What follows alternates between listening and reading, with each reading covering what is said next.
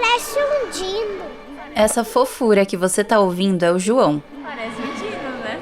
Que assim como eu, estava visitando o Museu de Zoologia da USP e dando uma espiada nos animais. É grande ou é pequeno? Enorme. Enorme, né? E o tamanho da boca? Grande ou pequeno? Médio. Médio. É maior que a sua? Muito maior. Nesse dia, o museu estava bem movimentado. Deu pra perceber no áudio, né? Não sei se você já consegue dar um palpite de qual bicho a gente estava falando. Mas o que pro João parecia um dinossauro, pelo tamanho enorme, pelas grandes garras e uma boca muito maior que a de uma criança, era, na verdade, uma preguiça gigante. As preguiças gigantes, na verdade, é um termo que nós utilizamos para nos referirmos, né, a uma série de espécies do grupo que inclui as preguiças arborícolas atuais, mas que no passado apresentavam uma diversidade maior de formas e tamanhos. Esse que você está ouvindo é o Felipe. Meu nome é Felipe Elias, tenho mestrado nas áreas de paleontologia e museologia e trabalho no Museu de Zoologia da Universidade de São Paulo, mais precisamente aí junto à equipe da Divisão de Difusão Cultural do museu. Eu fui parar no museu porque eu estava em busca de respostas. Eu queria entender mais sobre esses megamamíferos, o que eles comem, onde vivem, ou melhor, o que eles comiam, onde viviam, e entender também como esses animais desapareceram. Mas principalmente entender qual é a relação dos humanos com tudo isso. Estou aqui em frente à réplica e tem uma placa que está escrito Preguiça gigante, extinta, reconstrução osteológica. Nome científico. O Megatherium americano representa a chamada preguiça gigante pampeana. Trata-se de uma das maiores espécies de preguiças conhecidas no registro fóssil. Eram animais de hábitos estritamente terrestres. Distribuição: Chile, Bolívia, Peru, Brasil, Argentina, Paraguai e Uruguai. E também, em alguns casos, chegaram a migrar para áreas da América Central e América do Norte. No passado, foi um animal que habitou principalmente as zonas mais frias da América do Sul, ali a região da Patagônia, né, tanto na Argentina, parte do Uruguai e Paraguai, como também algumas áreas ali beirando a Cordilheira dos Andes. Na fase adulta, essa espécie de preguiça atingia cerca de 5 metros de comprimento e pesava de 4 a 5 toneladas. Para se ter ideia, o peso médio de um cavalo é 400 quilos, então a preguiça gigante pesa um pouco mais que 10 cavalos. Um animal totalmente herbívoro, se alimentava de uma grande diversidade de espécies vegetais, se locomovia principalmente caminhando de maneira quadrúpede, mas também podia assumir a posição bípede, né? Seja para alcançar alimentos em áreas mais altas ou até em situações defensivas, né? As preguiças gigantes foram muito bem sucedidas durante um longo período de tempo, entre aproximadamente 2,5 milhões de anos até cerca de 11 mil anos atrás. Nessa época, a América do Sul passava por grandes mudanças da paisagem, especialmente por uma fase aí, do início de uma época interglacial, quando tivemos uma fase de aquecimento global, mudanças no nível de umidade da atmosfera, das correntes marítimas. Essas mudanças também levaram a mudanças das paisagens, alternando entre áreas mais abertas, que eram dominadas por essas preguiças gigantes, para a zona de florestas mais úmidas.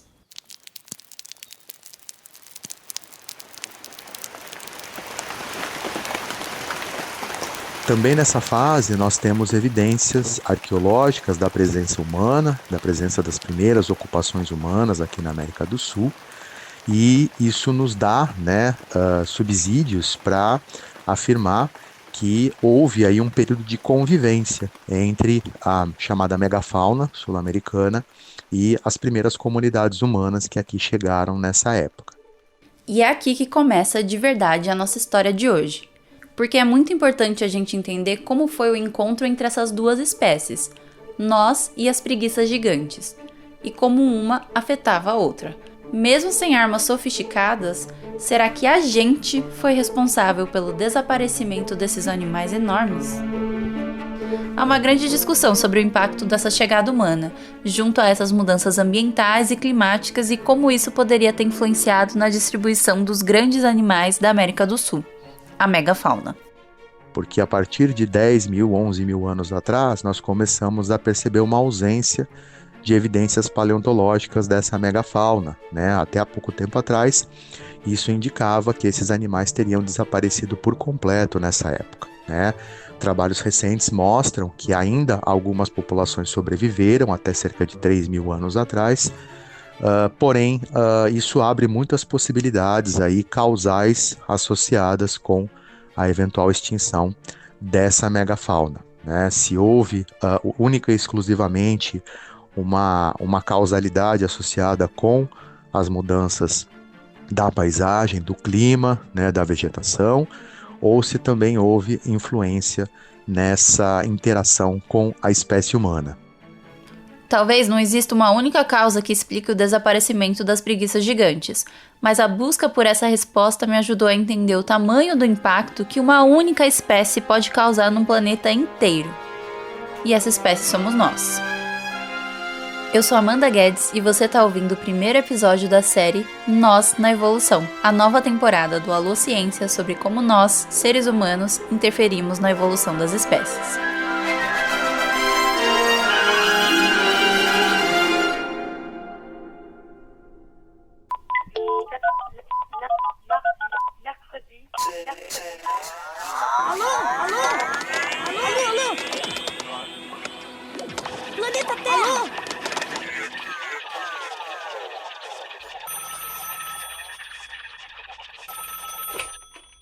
Oi, aqui quem fala é o Tomás Chiaverini e eu tô aqui para te fazer um convite.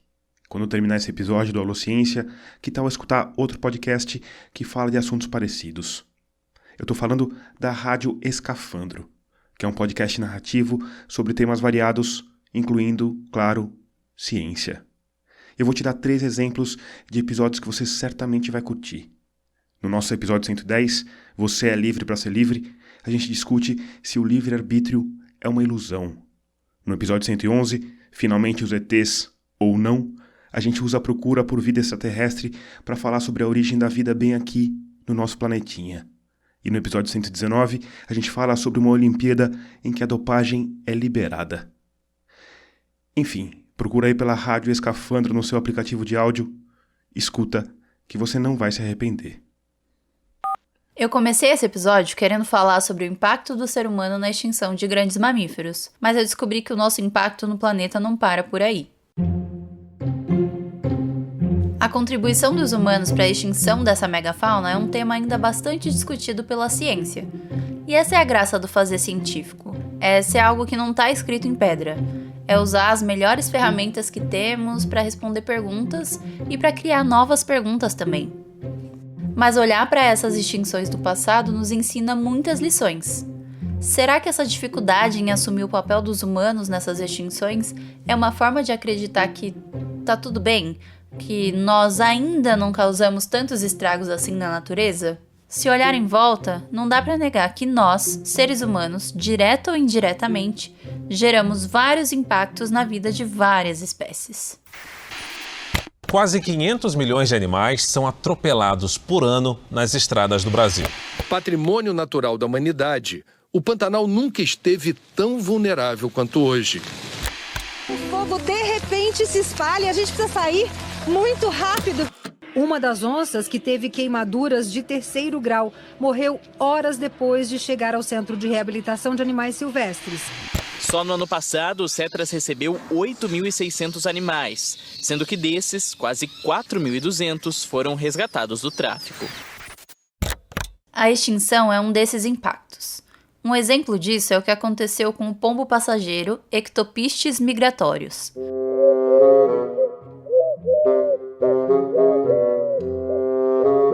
Essa era a espécie de ave mais abundante da América do Norte no século XIX, com cerca de 3 bilhões de indivíduos.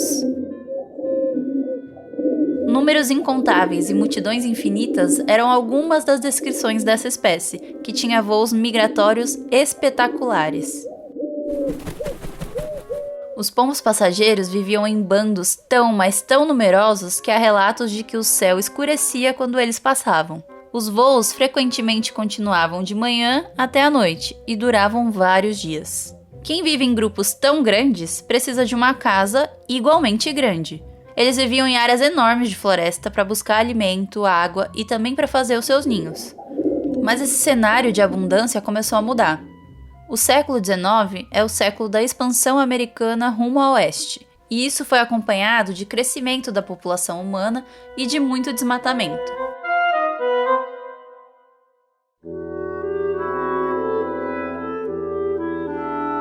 Conforme a floresta ia sendo desmatada e ia dando lugar a áreas agrícolas, os pombos passageiros iam se mudando para as florestas que ainda restavam. Quando a comida ia acabando, eles iam buscar por alimento nas plantações, causando prejuízo para os agricultores que revidavam caçando. Mas a grande pressão e diminuição do número de pombos passageiros começou quando caçadores profissionais começaram a capturar as aves com redes para vender nos mercados da cidade. Além de servir de alimento abundante e barato, a caça dos pombos passageiros também era esporte e lazer para muitas famílias, e essa combinação levou a um verdadeiro massacre da espécie. Não existia uma regulação sobre a caça dessas aves, e alguns conservacionistas da época até tentaram maneiras de proteger esses animais, mas foi tudo em vão. Em 1890, o pombo passageiro já tinha desaparecido quase que completamente, mostrando como o ser humano não é qualquer predador. Para os pombos passageiros, viver em grandes bandos fazia parte da sua sobrevivência. E em um único dia, sem muito esforço, os caçadores conseguiam matar milhares deles, restando poucas aves que poderiam reproduzir e dar continuidade à espécie. E assim caminhou esse massacre até que, em 1900, a espécie de ave mais abundante do planeta se extinguiu da natureza. O último indivíduo conhecido da espécie foi a Marta, uma fêmea que ainda viveu por alguns anos sozinha em cativeiro. Mas solidão não é uma palavra que combina com essa espécie. Ela morreu às 13 horas do dia 1 de setembro de 1914, no Jardim Zoológico de Cincinnati, marcando a extinção da espécie e tirando a possibilidade da gente ver esses voos incríveis para sempre.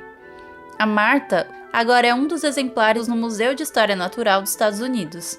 Ao lado dela fica uma placa que diz: "Esta ave documenta um capítulo infeliz da conservação da vida selvagem."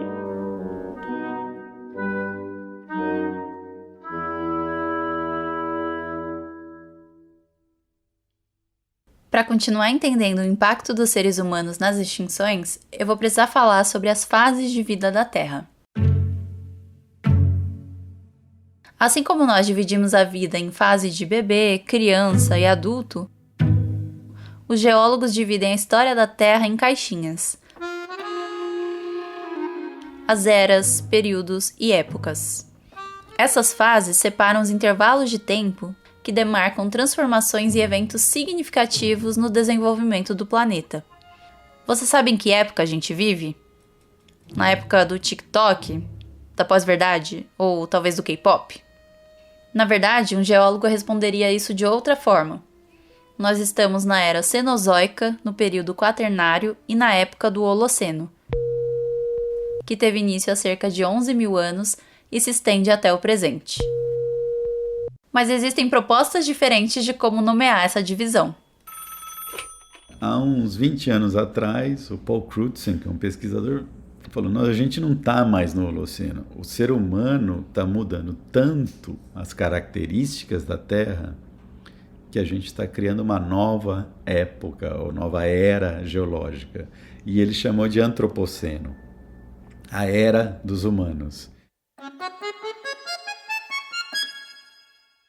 Esse que você está ouvindo é o Mauro Galletti. Bom, eu sou o Mauro Galletti Rodrigues, mas como cientista eu só assino Mauro Galletti, né?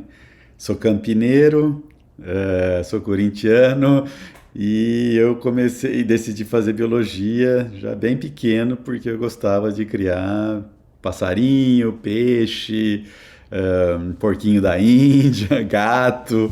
Então sempre tive essa fascinação por animais. O interesse do Mauro pela biologia e por entender a marca dos seres humanos na biodiversidade já o acompanha faz tempo.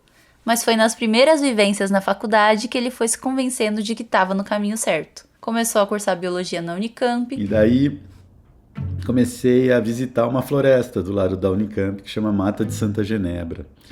É um fragmento florestal de 250 hectares, pequeno, mas que tinha vida, né? Tinha uma população de bugios, macaco-prego e um monte de passarinhos, aves, né? Muito interessantes. E eu não sabia nada. E foi na Mata de Santa Genebra que me resgatou para a biologia de fato. Observando o comportamento de bugios, observando o comportamento das aves, de caxinguelê, enfim. E comecei a gostar de plantas também, porque eu via os animais se alimentando de frutos. Para entender como os humanos interagem com as outras espécies e interferem na evolução, observar o que está acontecendo na natureza é o primeiro passo. Eu ficava vendo as interações dos animais com os frutos, com plantas, né? E comecei a me interessar por esse tipo de interação ecológica e isso virou minha profissão. Além disso, é importante olhar para o que estava acontecendo lá atrás. Então a minha trajetória sempre foi moldada em entender interações ecológicas e o que acontece quando o homem tira um dos atores dessas interações. Ou tira a planta ou tira os animais, né? E no caso dos animais eu comecei a me interessar muito pelas extinções do passado. Quais as consequências da gente ter perdido a preguiça gigante, elefantes, etc., na dispersão de sementes. Então, cada vez mais eu tento entender a ruptura dessas interações, quando a gente perde de um lado ou do outro dessa interação. A Terra já passou por pelo menos 5 grandes extinções em massa. E para alguns especialistas, estamos caminhando para a 6ª, no Antropoceno. O Mauro falou do Paul Crutzen, cientista holandês e prêmio Nobel de Química, que alertou que estamos vivendo a era dos humanos. Para Crutzen, existem cicatrizes permanentes no planeta que permitem dizer que nós somos responsáveis por um novo tempo geológico, ou seja, que é possível detectar essa pegada humana no planeta. Imagina que daqui, se isso fosse possível, chegar um ET no planeta e ele vai falar, ó, a partir do surgimento do ser humano mudou, tivemos perda de biodiversidade, o clima mudou. Mas para poder dizer que existe um antes e depois dos humanos, a gente precisa de evidência. O Mauro escreveu um livro sobre isso. Em Um Naturalista no Antropoceno, um biólogo em busca do selvagem, ele apresenta quais são essas evidências para podermos dizer que o planeta está mudando devido à ação dos humanos. Uma nova época é definida pelo surgimento de novos elementos químicos, fósseis e rochas, ou é marcada por grandes eventos de extinção em massa. A tabela periódica possui 118 elementos químicos, como o hidrogênio, o oxigênio, o cálcio, o cloro e tantos outros. Mas no meio dessa diversidade tem também elementos que não existem naturalmente no universo e foram sintetizados pelos humanos, inclusive com o uso de reatores nucleares, como é o caso do cúrio, do plutônio e do americio. Além de novos elementos químicos, os seres humanos criaram moléculas que nunca foram vistas na natureza, como o DDT, o glifosato e outros representantes do grupo dos agrotóxicos. Então, se é necessário criar novos elementos e novas substâncias químicas para definir uma época, o Antropoceno está cumprindo esse requisito.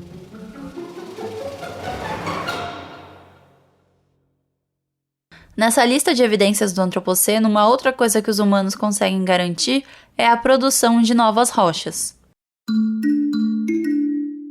Eu não sei você, mas quando eu penso em rocha, eu penso em montanha, em caverna e até em vulcão. Dificilmente eu pensaria em concreto. Pois é, Concreto, um item tão comum e já tão banal nas nossas vidas nas cidades, pode ser considerado uma rocha criada pelos humanos. Além de concreto, tem também as rochas plásticas, formadas de materiais plásticos que se juntam com minerais naturais. Sim, nós estamos criando rochas de plástico. Doido, né? O plástico também faz parte da terceira evidência para definir uma nova época geológica, que é o aparecimento de novos fósseis. Porque além de fósseis de plantas e de animais, como os dinossauros e as preguiças gigantes, os cientistas chamam todos os utensílios e ferramentas criadas pelo ser humano de tecnofóssil. Alguns podem desaparecer rapidamente, mas outros vão levar décadas ou até mesmo séculos para desaparecer. Inclusive, se você quiser se aprofundar um pouco mais nesse assunto, dá um play no episódio 67 do Alô Ciência sobre plásticos. Por fim, o importante critério para definir uma época é o surgimento e a extinção de espécies. Por um lado, o ser humano está criando um enorme grupo de micro-organismos, uma variedade de plantas e de animais, como as mais de 400 raças de cachorro que existem. A gente vai abordar isso nos próximos episódios. Por outro lado, estamos interferindo na trajetória evolutiva de várias espécies, e ao longo dos últimos 10 mil anos, o ser humano tem mudado completamente o balanço de vida na Terra.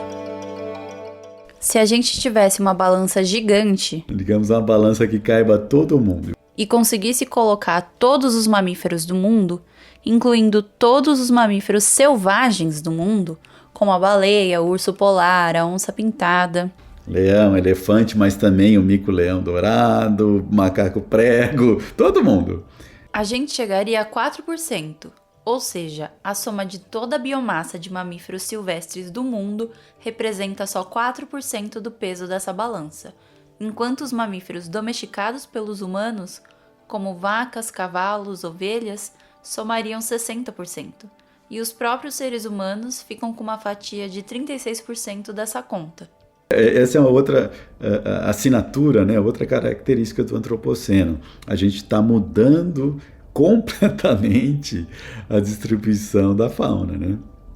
Em termos de importância, né? Tem mais vaca e humanos do que qualquer outro animal. Estima-se que hoje tenha mais cachorros do que elefantes. A biomassa de cachorro doméstico é maior que de elefantes. Então dá para dizer que várias características utilizadas para definir uma nova era geológica se encaixam bem no termo antropoceno.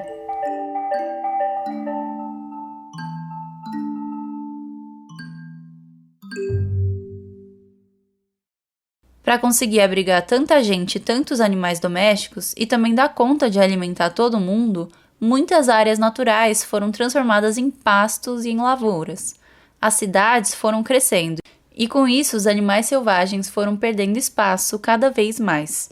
Muitos perderam completamente seus hábitats e acabaram desaparecendo. Esses 4% de mamíferos silvestres são responsáveis por sustentar processos fundamentais para a biodiversidade, como a dispersão de sementes, por exemplo.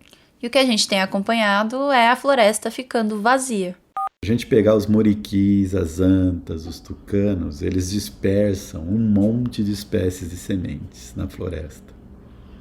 E o que eu tenho a ver com isso morando em São Paulo, no meio da... Bom, essa semente, como são animais grandes, eles dispersam sementes grandes. Sementes grandes dão grandes árvores, né? Vai dar um jatobá. Essas grandes árvores têm madeira dura.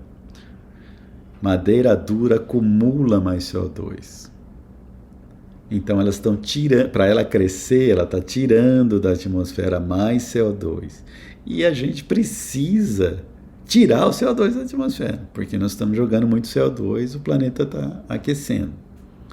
Então tem uma ligação direta desses animais silvestres com o aquecimento global. E como a gente pode mitigar, né, em parte, não vai salvar o planeta, trazendo de volta os animais selvagens para as áreas naturais.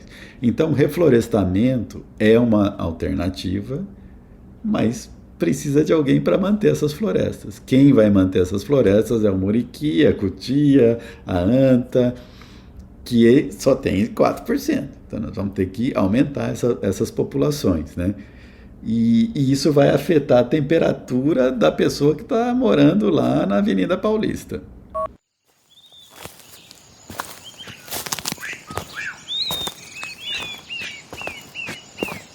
Esse termo, floresta vazia, foi cunhado em 1992 por Kent Redford, no artigo The Empty Forest, a floresta vazia, onde ele diz que não devemos deixar que uma floresta cheia de árvores nos engane, fazendo-nos acreditar que está tudo bem.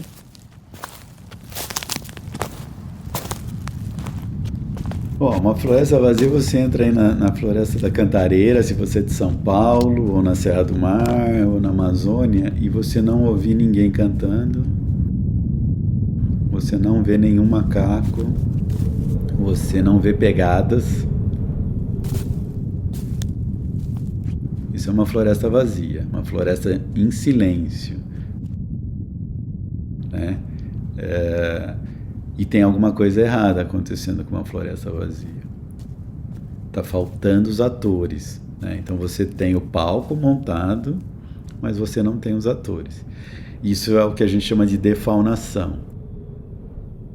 Que é essa perda de fauna? É a extinção de espécies animais que pode acontecer a nível global, local ou funcional. A extinção funcional é quando a espécie ainda existe, mas a população é tão reduzida que já perdeu seu papel ecológico. Esses 3 tipos de extinção de animais podem ser causados pelos humanos, de forma direta ou não. Muitas vezes, a gente diminui a gravidade da extinção local de uma espécie, mas é importante lembrar que um ecossistema, uma floresta, por exemplo, é um conjunto de interações ecológicas. Sem os animais como a onça-pintada, queixada, cutias, também não existe uma série de processos ecológicos que dependem desses bichos. A Mata Atlântica, por exemplo, sem esses animais, deixa de funcionar como Mata Atlântica, porque ela não só perde bicho, ela perde processos, e tudo isso leva os ecossistemas ao caminho da degradação. Quais as consequências de ter uma floresta vazia? Você não tem mais herbivoria, predação de semente, plantas sendo polinizadas, plantas sendo dispersadas. Então essa floresta começa a mudar. O que muda é o que a gente está querendo fazer agora. Então eu tenho um projeto de pesquisa na Mata Atlântica, onde a gente cerca pedaços da floresta imitando uma floresta vazia. Então eu chego numa mata que tem muriqui, tem anta, tem queixada, e eu cerco ela e falo, bom, aqui não vai entrar nenhum mamífero, eu vou acompanhar todos os processos ecológicos que mudam aqui dentro do lado do meu controle. Meu controle é a floresta com animais. Então nós estamos medindo já há 15 anos número de plântulas, diversidade de plântulas, bactérias nos solos, arqueias nos solos, nitrogênio no solo, crescimento das plantas, né? Então só assim a gente pode mostrar os efeitos da extinção, da defaunação nos ecossistemas naturais, né? Ao mesmo tempo que esse assunto gera uma certa ansiedade, mostrando as consequências de todo esse impacto na biodiversidade, ele também mostra que ainda temos muitas oportunidades para ação. Então, na contramão da defaunação, nós temos a refaunação. Uma forma de reconstruir comunidades animais e processos ecológicos. Então você tem essas florestas vazias. Como que eu soluciono o problema? A biologia da conservação é muito boa para detectar os problemas, né? Tá faltando bicho. Essas espécies estão ameaçadas. A refaunação, a biologia da restauração veio para resolver problemas. Imagina que você fosse no médico, ele falou, você tem pressão alta, você tem diabetes, né? E vai para casa. Não, ele vai ter que te dar um remédio, não é? Ele vai ter que falar, vai para academia, para de comer açúcar, reduz, não é? Então, a refaunação é resolver esses problemas. Então, a ideia da refaunação está no próprio nome, é refaunar, ou seja, colocar de novo espécies que já não estão mais lá. Ou seja, é reintroduzir grupos de espécies nativas em ecossistemas onde essas espécies foram extintas localmente. A refaunação tem como objetivo restaurar interações ecológicas perdidas e é uma forma de trazer os animais de volta, trazer os cheiros, as pegadas, os sons e assim preencher as florestas vazias. Esse tipo de projeto tem acontecido no Brasil e no mundo. Um dos projetos que eu acho um dos mais bonitos hoje é o Refauna no Parque Nacional da Tijuca, que é uma tentativa de se colocar de volta animais chaves nas florestas que tinham desaparecido. Quem são esses animais? Cutia, que é um ratão grande que dispersa um monte de sementes. Ela faz o papel quase que de um esquilo, né? Enterrando sementes na floresta, só que enterra sementes muito grandes que outros animais não conseguem dispersar. Eles colocaram de volta, o projeto colocou de volta jabuti. O jabuti, que é famoso jabuti, que também come um monte de frutos, é super importante o dispersor de sementes, modifica o solo, e que ocorria na região. Reintroduziram bugios, que haviam sido extintos. O bugio come um monte de planta, dispersa sementes, as fezes dos bugios são utilizados por muitos besouros, então ele tem um efeito no ecossistema muito grande, e outras espécies vão sendo colocadas pouco a pouco. A refaunação é um processo trabalhoso e difícil, que acontece em etapas que podem durar meses ou anos. Antes de reintroduzir uma espécie, é preciso avaliar se as causas que levaram à sua extinção naquele local ainda continuam acontecendo. Se tem conflito com seres humanos, precisa também ter certeza que os animais estão sendo reintroduzidos em sua própria área de origem, ou seja, onde eles moravam. Checar se eles não têm doenças e também garantir que esses animais vão ter alimento sem depender dos seres humanos. Além de tudo isso, é preciso acompanhar continuamente esses animais para saber se eles estão tendo um retorno seguro para a natureza. Então você tem que saber o que você vai colocar, por que vai colocar e se aquele ambiente comporta essa espécie que você está colocando de volta. Então não é só chegar lá e soltar o animal, né? A reintrodução, a refaunação é buscando solucionar perdas ecológicas, processos ecológicos que desapareceram. E eu acho que esses projetos de reintrodução e refaunação são super importantes e trazem muito sucesso. Então eu falei do Refauna no Rio, mas tem outros projetos do Brasil. O Brasil é campeão de projetos de refaunação ou reintrodução de espécies.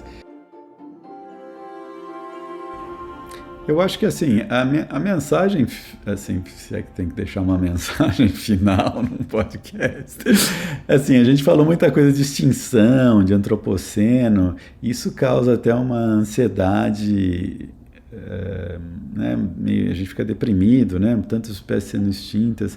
O ser humano já causou muitas extinções e temos várias em curso, mas ao mesmo tempo é um pouco menos desesperador saber que existem várias iniciativas que estão lutando junto com as espécies para manter toda essa biodiversidade e esses processos ecológicos vivos. Não é ignorar a realidade, mas talvez entender que o futuro catastrófico não seja tão certo ainda e que ainda dá tempo de imaginar outros futuros, de adiar o fim do mundo. Eu sempre vejo com o que a gente pode fazer. Tanto como indivíduo, como cidadão, como pai, como biólogo ou não biólogo, qual que é o seu papel transformador nessa sociedade?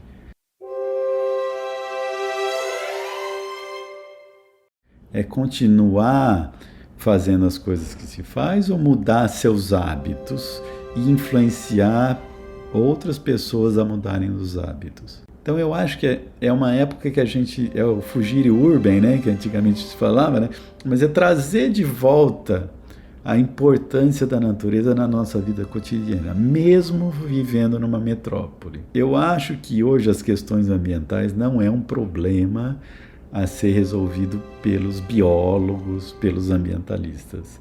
É um problema de toda a sociedade. Médico, advogado, banqueiro, engenheiro, torneiro mecânico, motorista de Uber.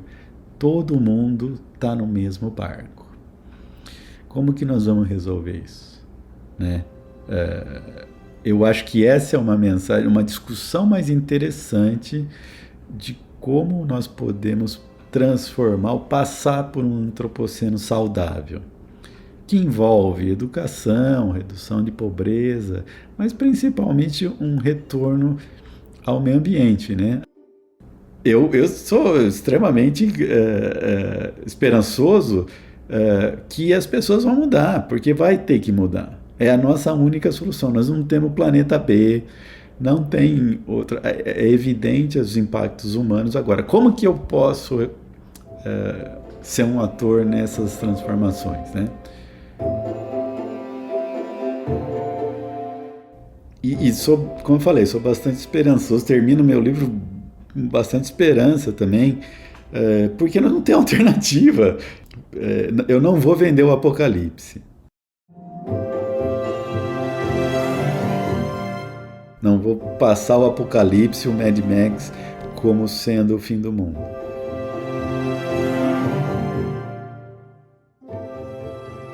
Obviamente que eu não sou o Bambi, eu não vou passar a ideia do Bambi, que o mundo é maravilhoso, que não tem problemas e que eu sou ingênuo.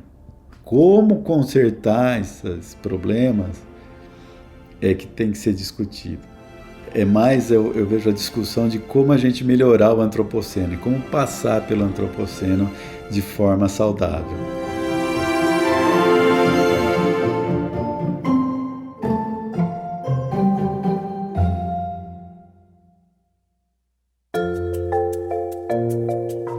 Você gostou do episódio?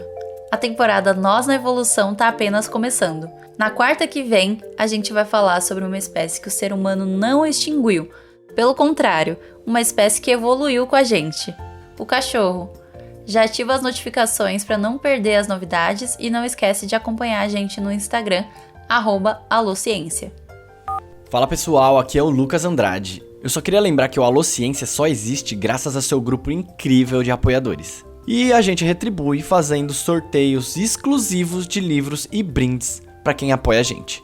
Inclusive, a gente vai sortear esse livro novo do Mauro Galetti. Então vai lá em apoia.se/alociência e saiba de todas as maneiras que você pode apoiar a gente. E isso é muito, muito importante pra gente continuar produzindo podcasts únicos como esse. Gostaria de agradecer ao Felipe Elias e ao Mauro Galetti pela participação no episódio e agradecer também à equipe do Museu de Zoologia da USP, em especial os monitores Vitor Falciroli e Tarek Meirelles por nos apresentarem as exposições do museu. Para saber mais do trabalho do Felipe, acompanhe o site paleozoobr.com e siga nas redes sociais @paleozoobr e @museu_zoologia. O livro Um Naturalista no Antropoceno, do professor Mauro Galetti, foi muito importante para a produção desse episódio e ele está disponível no site da editora Unesp. Você pode acompanhar mais sobre o trabalho do Mauro no @doutor.mauro_Galetti. Todas essas informações estão na descrição do episódio e vão estar também no nosso site, alociencia.com.br. A pesquisa e o roteiro desse episódio foram feitos por mim, Amanda Guedes. A edição e a arte da vitrine são do Lucas Andrade. Esse episódio usou áudios do jornal O Globo, do Jornal da Record, do Jornal Nacional e da TV Cultura. A produção da temporada contou com o apoio da Sociedade Europeia de Biologia Evolutiva, ESEB, e a distribuição é do Alô Ciência. Até o próximo episódio, ou quando tivermos mais fichas.